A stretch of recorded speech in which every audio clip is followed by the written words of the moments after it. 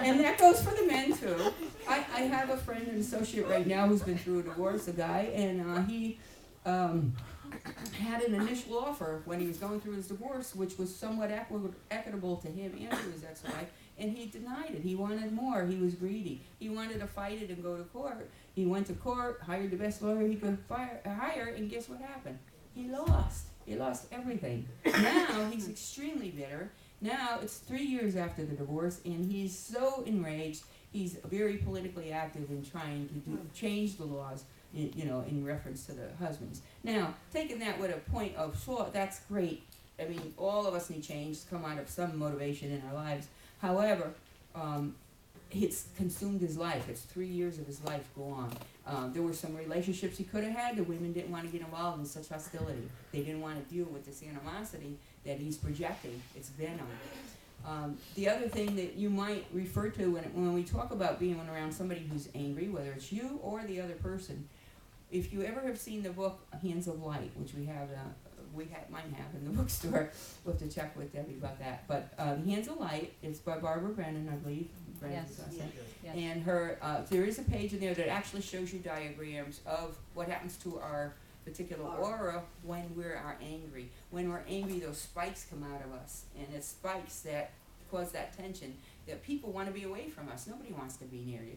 So when you're angry and fighting with that person you love, you're pushing them away. Pushing them away and pushing them away. And what happens after a while, it becomes a habit for you. It becomes a habit of a means of communication. And so you're angry. All you know how to do is fight and use your mouth. And usually what comes out of your mouth is not what you really wanted to come out of your mouth, because you lost control now because your ego is involved. And so what happens, you're spinning your own wheel, and you're causing what? You're causing illness for yourself. You're sick. You got headaches. The stress is killing you. Your life is falling apart. Your relationships are falling apart. Why? Because you were so angry and so blinded by this anger that you couldn't see the light in front of your eyes. You couldn't see how to cut through that. We preach that here all the time. Do we get angry? Of course we get angry. If I lost it sometimes, yes, I do. And I try to catch it. The difference is that I am consciously aware. Soon after the adrenaline passes, you say, oh my God, what did I do? Let me back off and fix this or fix that. But a person who's chronically angry, who doesn't have the insight that you have, that you gain when you come here and practice a metaphysical belief system, that other people don't have those tools. They can't do it. So that means you have to do double work. Those of you who are here, I'll guarantee you're the light workers in your family. Your family can drain you. I mean, it's like, yeah, you got this one, and this one's gambling, and this one's doing drugs, this one's lying, this one's cheating, and they're pulling you in the middle of it. You don't want to be in the middle of it. Sometimes you think you got dropped in the wrong family. But I felt that many times over the years. As I'm getting older, there's only 2 of us left out of 5, so there's not a whole lot of us left. I'm sure I'm not going to fight with the one that's left. But, that's my last brother. I'm not doing it hardly. But if he wants to act like a fool, let him act like a fool. But we learn this language here in the Metaphysical Church. We learn all these healing tools, but the other people don't even have the terms. And that's not only just holistic terms, any terms. I have one brother that had like 4 boys, and one of his boys was acting up a lot, and I said to him, you know why he's doing that? It's just a matter of self-esteem. He doesn't think he can go anywhere else. And my brother goes, what the heck is self-esteem? He didn't say heck. He said the other word. I don't want to say it up here, but he said, what the heck is self-esteem? And I thought, oh my God, he doesn't know what that word means. And I had to explain the whole dynamics to him. So how can he fix it if he can't even understand the dynamics of it? He didn't even understand the terminology. So when we're talking about walking in love, we're talking about walking in light, people think we're crazy. Oh man, what are you talking about? That's nonsense. That's poo-poo stuff.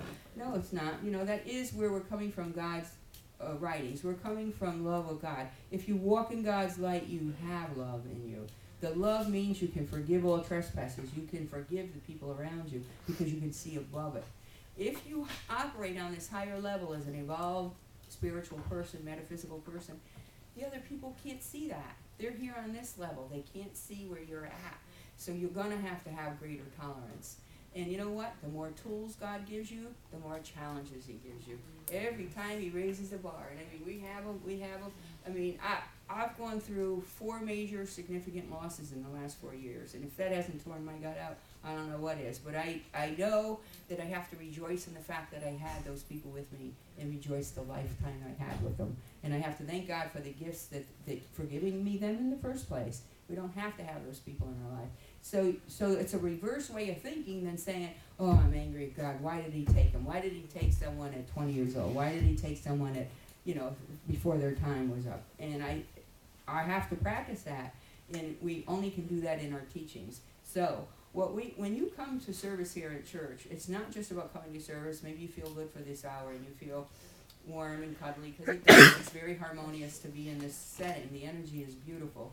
But you're getting more than that. You're getting like a week's worth of protection to go out again. You've renewed your strength. You're going out with this feeling of harmoniousness. So you're not ready to go out and do battle. You're not going to drop the seed at the minute somebody does something wrong or crosses you. You're not going to go into that battle of fighting. So you want to keep yourself as fortified as you can. Every one of us do it different ways, whether it's meditating, go sit by the water, sit by the ocean. Sometimes it's a combination of those things. Sometimes you just have to get away from everybody. And sometimes you just have to sit with everybody. Sit in quiet. That's a novelty that a lot of family members don't do. Sit in peace. We recently just had, for instance, my granddaughter had been ill, and we had given her the medicine. They prescribed amoxicillin. She was severely had cough. I swear she had an awful reaction to that thing. I mean, she just went into tantrums. It was like unbelievable and not like her at all. And this week she's better. And even this morning I said, oh my God, thank God the possession left her. Because it was like she was possessed in that medicine. In that time she was sick. It was not the same girl. And my daughter immediately crumbled, oh, what am I doing wrong as a mother? Look at her, look at what she did. But it was the reaction to the medicine. We know it was because it's written, there are persons who have it. The minute we stopped the medicine, everything went back to normal. But what you have to remember, those things, even in your family members, when they're going through bad times, it's so hard to remember, like if they got jilted on the job, or they lost their job, or what it does to your self-esteem when you're unemployed, when you're not working, it hurts your pride, it goes downhill. And so what happens when everybody's losing their job or their home right now, it's like everybody starts fighting, everybody starts blaming everybody else, and the anger emerges within the family, and the next thing you know, you're headed the wrong way.